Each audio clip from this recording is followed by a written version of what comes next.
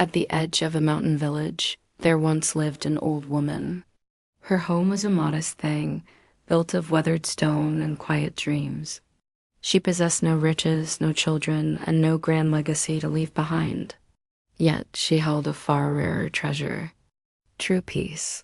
Every day she would kindle a small fire in her hearth, stirring a pot of soup filled with whatever her garden offered, humming melodies that the rest of the world had long forgotten. When sorrow touched the villagers, they sought her out. They came because her smile remained constant, a steady light even in the face of scarcity. One day, a mysterious traveler arrived at her door. "You have lived a life of virtue," he told her. "Therefore, I offer you a choice.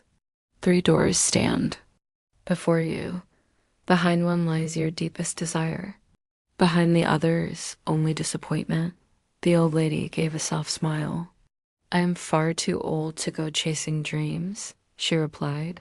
Yet the traveler was insistent. He led her to a secluded meadow where 3 doors stood alone against the horizon.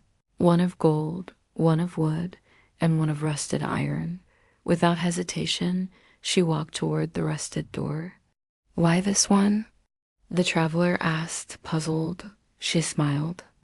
Again, "The most beautiful things in life," she whispered, "have always come in worn, old packages." She pulled the door open.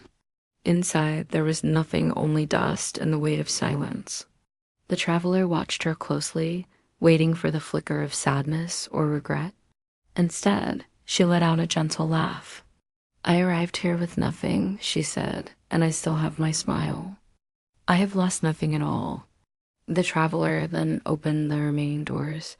One was filled with overflowing gold. The other held a mirror that reflected a version of her young, radiant, and draped in wealth. "You could have had so much more." The traveler sighed. The old lady looked at him, her gaze steady. "More than what? More than peace? More than the strength to smile in the dark? More than the simple joy of warm soup and a quiet heart?" "No," she said firmly.